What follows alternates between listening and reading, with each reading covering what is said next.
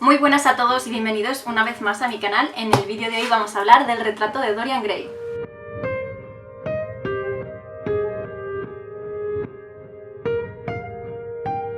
Bueno, como os he dicho, hoy vamos a hablar de la única novela que escribió Oscar Wilde, que es El retrato de Dorian Gray.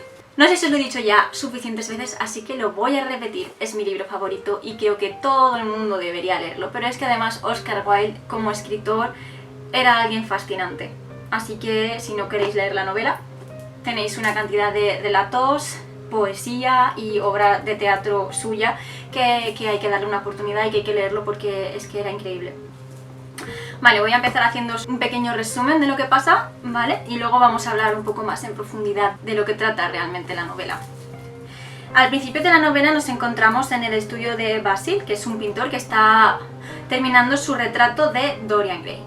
El pintor está en ese momento preciso hablando con uno de sus mejores amigos, que es Henry, y bueno, están ambos fascinados por la belleza del joven y en definitiva le está intentando sonsacarle por qué motivo no quiere exponer ese cuadro que es su mayor obra maestra.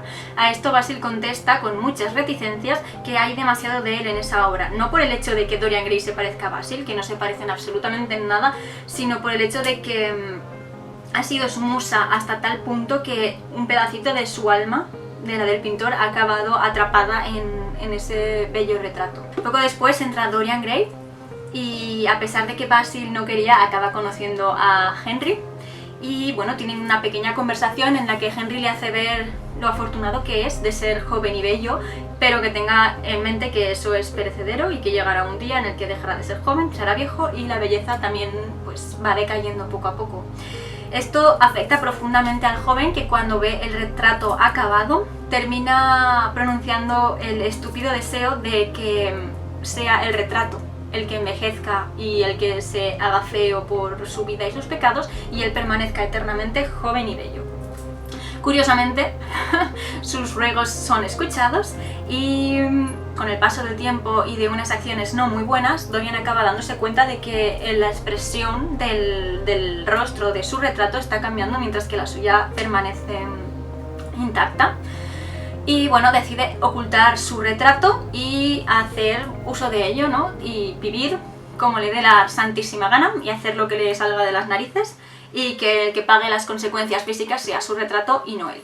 Y esto es lo que ocurre. Al final, bueno, pues unas cuantas vivencias de moralidad muy dudosa durante muchos años acaban, bueno, pues pasándole factura, quizás no físicamente porque es el retrato quien lo está reflejando y no él, pero sí mentalmente porque acaba viéndose en peligro, dudando de la calidad de su vida y en definitiva cometiendo la tontería que ocurre al final, y no voy a contaros más. Hay varias cosas de este libro que son simplemente brillantes.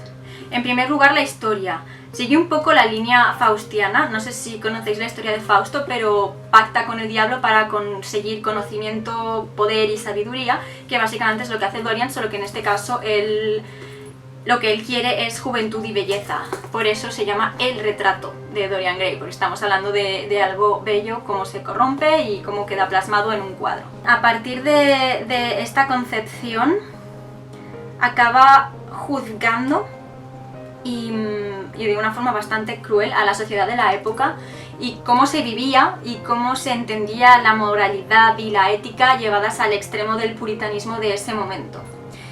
Esta novela también es muy importante porque el propio Oscar Wilde dijo que había mucho de él en ella, exactamente igual que Basil, ¿no? Que los tres personajes principales eran él en cierto modo, eran como tres personalidades suyas. Basil, el pintor, era como él creía que era. Henry era como el mundo, ¿no? Creía que era él, así un intelectual con una moralidad extraña, capaz de influenciar en los demás como le diera la santísima gana. Y Dorian Gray era como él quería ser. Entonces ahí hay una especie de triángulo, realmente no sabría cómo decirlo, pero realmente da hasta la impresión de que Basil está enamorado de Dorian Gray y cuando lees esto que dijo Oscar Wilde tiene todo el sentido, porque si Basil es quien él cree que es y Dorian Gray es quien él quería ser, pues ahí está esa especie de relación que realmente no sé si será en estilo platónico, pero ahí está. Esta novela fue censurada fuertemente cuando salió. De hecho, creo que en la reedición obligaron a cambiar palabras y pasajes y cortaron cosas, porque fue considerada como inmoral por hacer una especie de apología a la homosexualidad, que en aquel momento, por desgracia, era un delito. De hecho, la novela acabó siendo pruebas en el juicio contra Oscar Wilde. No sé si lo sabéis, él fue homosexual y fue lo que le granjeó acabar en la cárcel y haciendo trabajos forzosos. Todo fue por culpa de Sir Alfred Douglas, que era un hombre unos cuantos años más pequeño que él, con un padre, pues un padre de la época. El propio Sir Alfred acabó convenciéndole a Oscar Wilde de que tenía que denunciar a su padre. O sea, es que fue tan surrealista. Yo creo que al final había ahí la intención de Sir Alfred de demostrarle a su padre que podía hacer lo que le diera la gana y demostrarle a Oscar Wilde que él era quien tomaba las decisiones y quien decidía en el fondo lo que estaba pasando. Bueno, pues hubo varios pasajes de esta novela que se usaron en contra del propio Oscar Wilde en su juicio y que, bueno, que en definitiva lo llevaron a acabar encerrado en la cárcel. Lo peor de todo el asunto realmente, y no del libro sino de su vida, es que cuando salió de la cárcel se fue con Sir Alfred Douglas y vivió con él unos cuantos años hasta que las familias les cortaron el grifo. En definitiva, el pobre Oscar Wilde acabó muriendo como un vagabundo en Francia, con una vida demasiado corta y pudiendo haber escrito una obra mucho más extensa. Y nada, volvamos al libro. He dicho ya al principio que es mi libro favorito. Tengo que repetirlo.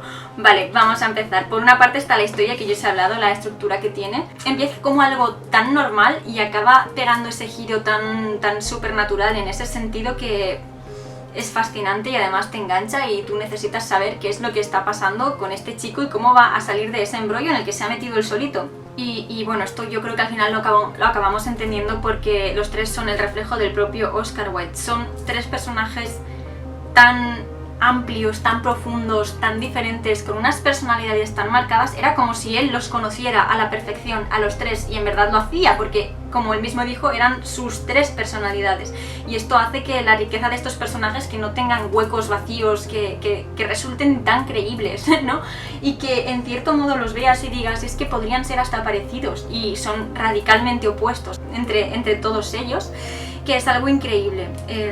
Bueno, hay un momento en la historia que envuelve a Dorian y a Basil que no os puedo contar, pero que tiene una simbología muy fuerte, muy fuerte. Yo creo que para el propio Oscar es algo increíble cuando entiendes todo lo que había detrás, todo lo que llevaba él en su bagaje antes de escribir la novela. La lees de otra forma. Esta es la tercera o la cuarta vez que la leo porque es mi libro favorito. Y creo que, bueno, seguramente el año que viene o el otro la lea otra vez. Bueno, en fin, toda la novela, la forma en la que está estructurada, la forma de ser de los personajes y su fuerza, y en definitiva la propia relación que tenía Oscar Wilde con su obra, acaba llevando al final de la historia, que es brillante. No se me ocurre ninguna otra forma en la que esto pudiera haber acabado mejor y de una forma que explicara todo lo que estaba él sufriendo y viviendo dentro y la manera en la que era capaz de comprenderlo. Al fin y al cabo, Oscar Wilde cogió su alma, la cortó en pedacitos y la metió en esta novela para que todo el mundo pudiera leerlo y comprenderlo, y eso tiene un valor muy grande porque en el prefacio nos empieza explicando su concepción del arte y de qué son las cosas bellas, que no tienen que significar nada por sí mismo, solo ser bellas, pero es que, bueno, aquí él estaba haciendo lo contrario. O sea, no es una novela que solo sea bella, que lo es, sino que además él se ha desnudado en esta novela y se nos ha presentado sin ningún pudor, y eso tiene muchísimo valor, porque cuando tú creas algo, verte ahí reflejado o ver que has desnudado un pequeño pedacito de tu alma y que todo el mundo puede leerlo, juzgarlo y coger ese pedacito de tu alma y hacer con él lo que dé la gana, pues da bastante miedo. En definitiva, si tenéis intención de leerlo o si lo habéis leído, me encantaría que me pusierais abajo en los comentarios qué os ha parecido, vuestras opiniones y si os ha resultado útil el vídeo, porque bueno, es una obra que me encanta, pero me resulta por algún motivo súper difícil hablar de ella. Así que nada, chicos, esto es todo lo que quería contaros por hoy. Espero que estéis disfrutando del contenido que estoy subiendo, que os haya gustado esta reseña raruna y nos vemos en el próximo vídeo.